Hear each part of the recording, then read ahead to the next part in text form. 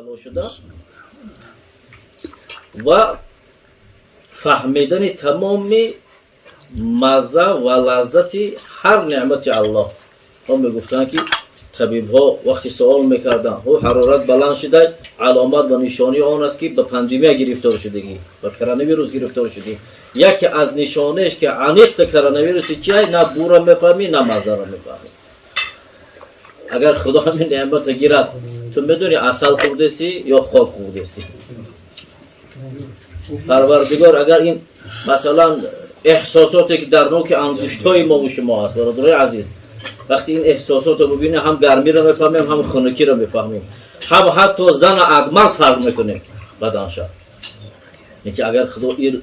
احساسات رو گیرد دیگه فرق نداره که تو درخت لمس کرده‌سی یا اینکه انسان رو لمس کرد. فرقیت رو میمونه. لذت دیگه از زندگی رو لذتش از بین میره. الله میگه که و این تعودوا نعمت الله لا تحصوها. این نعمتایی که الله میگه به شما دادم اگر بخواین که حسابش کنید حسابش کردن نمیتونید. بنابراین میخاطر وقتی عقید محمد الله از خاندان حضرت داوود که از قرآن قرائت کردن سپاری شدن که شما به خاطر این نعمت‌های خدا رسین از جمله بندگان شاکر خدا قرار بگیرید. قصه در زمان خودی حضرت داوود علیه السلام که پسرش حضرت سلیمان، حضرت سلیمان که تمام خزنده و پرنده و درنده را زبانش بدونست و گپ میزد، پسر حضرت داوود علیه السلام میگه بعد از پسرش گفت گو بچه بیا قدی کوچه برای ما تماشا رو ببین. آمدن در یک کوچه دیدم که یک موسیقی یک درزه هزار موندگی ایو بلندی که همش جمع کرده خواهده مونده میفروشه سودو کردیسه هزار فروشی کردیسه. گفت چانسم باید گفت شاید که 20 سامانیه با خیلی خود چون هر خدا وقت سیکه بوده خیلی خواهده هم و میگه برو بچه هم بته گفت هزار من بخریم. تنگه را در دست موسیقی داد و هزار مگیری موسیقی دست برده که الله پروردگار رو گفت زمانی تو که این کوه من در اوج وجود نداشتم سفارش دادی این نوده های درخت باریکل بود بیرون شد، تو آوش دادی کلانش کردی درختش کردی، سفارش این آفتاب دادی که 20 میلیون درجه پیروزه دارد این را قاق کرد خوش کرد. خدایا تو مرا قوت دادی عقلم دادی ذهنم دادی رفتم این را گفت به دست قوت دادی گرفتم آوردم در اینجا فروختم شد. ای الله گفت در این خدمت هایی که این درخت آودادون رو قاق کرده ما عموما اشتراک نکرده بودم. سکه را در دست گیری پروردگار رو و تو فرمان دادی از آسمان آهن آمد. سوره حدید رو بخونید خانوچه های مندلیف رو میبینید که در مکتب خانی ما خونده خیمیه ده انا همون آهن همون چی رقمی که هست همون را بیان در سوره حدید سوره را کدام رقم آیتی که انزل الحدید آمده در کدام آیه قرآن در همون موافقت میکنه. خدا مثل که باران نازل کرد همین خیلی آهن نازل کرد. گو آهن نازل کرده گو دوج من نبودم سپارش دادی بردن ای را گفتن بوداختن ای خدا سکه قیمت بها شد در اونجا اشتراک نکرده بودم میرود الان در دست من رسید. این سکه را گرفت تو گندم خرید با گندم واسه کردی الله گو این دهقان گو یک دانه گندم خرید ای گو مولی وای بشید یک دانه میگیری خو تو یک دانه 700 گندم دادی برای ما. ان سببنا الماء صبا ثم شققنا الارض شقا فانبتنا فيها حبا وعنبا وقضبا وزيتونا ونخلا وحدائق غلبا. خوب با آیاتش بگم متاعا لکم ولانعامکم. الله بگم ما هم که آسمان فرمان بتیم بارانی که فایده به این دهقان به ما است نازل می شود.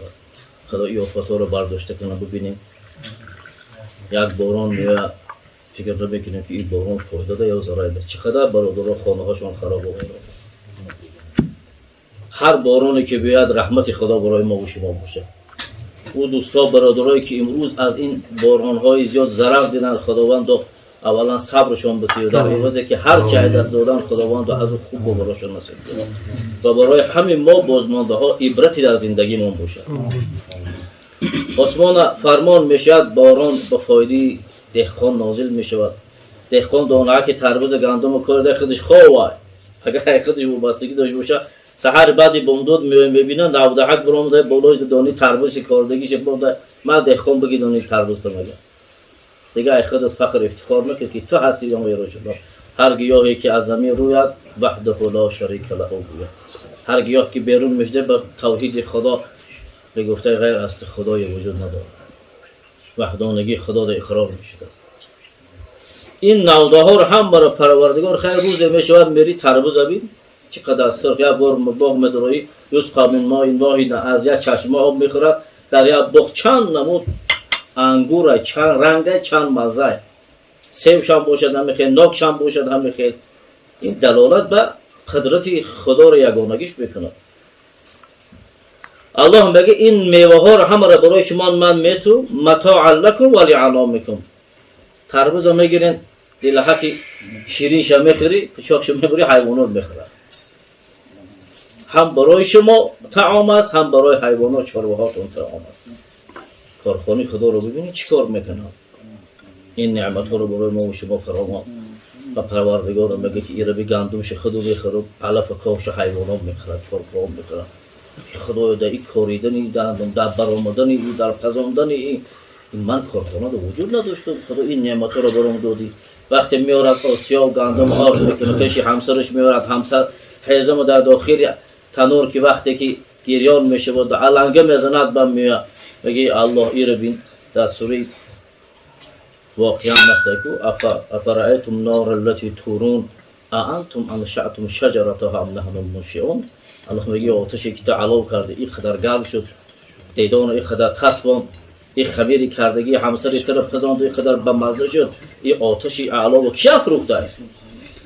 این علو آتش فرزند نیست فرزند تا 24 ساعت میخورونیشه با گپ تا نمیگیره تلفن تا نمیبرداره 10 بار زنگش میزنی یا نیست همین چیزایی امروز در بین ما و شما این علو آتشی که امروز علنگه میزند فرزند قدر تا گپ تا میگیره اطاعت خدایی خداوند میگه از همین دایره بیرون نشو از همین قدر حرارت گرم نکن از اون گرمتر شو نه دیگه ما خاموشش کرده میتونیم نه همسرا ما بجایی که برای ما نان به مزه همه را میپزاند میسوزاند دیگه هیچ چیز از بین میرود اون زحمت مهنت که همسرا ما کردن دیگه و میگه به پروردگار تشکر گفت که ای خداوند و ای پروردگار و چخیل من در برابر این نعمتهای تو بنده شاکری تو نشدم همه ایره تو برای من کرد روایت امام مسلم دست بعضی وقت واقعا وقتی ما در قرآن میخوریم که الله عزوجل ای اصحاب پیغمبر رضاگی اعلام کرده رضی الله عنهم همه مسلمان افتخار میکنه که کاش در زیر همه آیات ما باشیم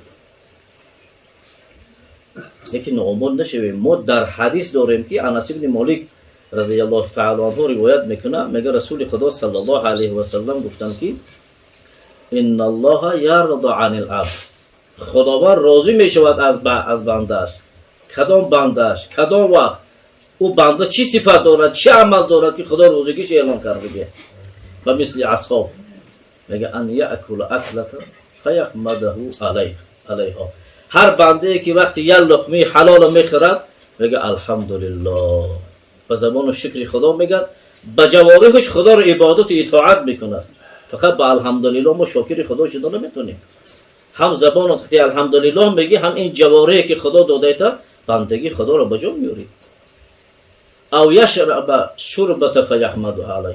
و یک نوشاکی می نوشد میگه الحمدلله پروردگار رو تشکر بگه اگر همین صفت در ما دیده شو برادر عزیز روایت صحیح مسلم است که خداوند از ما و شما راضیه الله ذوالجلال دعا بکنیم که خداوند این نعمت هایی که برای برادر عزیز محمد جان و در برابر تمام دوستان و برادرای مثل برادر جوان مرد ما داریم خدا براشان داده با نعمت شکرگزاری را خدا برای ارزششان سبحانك اللهم و بحمدک نشهد ان لا اله الا انت نستغفرک و نتوب الله خوش آمده استاد بزرگوار باز تکرارا خوش آمده میکنیم واقعا محفل و مجلس طرز گذشت که سرشار پر از معنا و مضمون بود یک خیلی محفل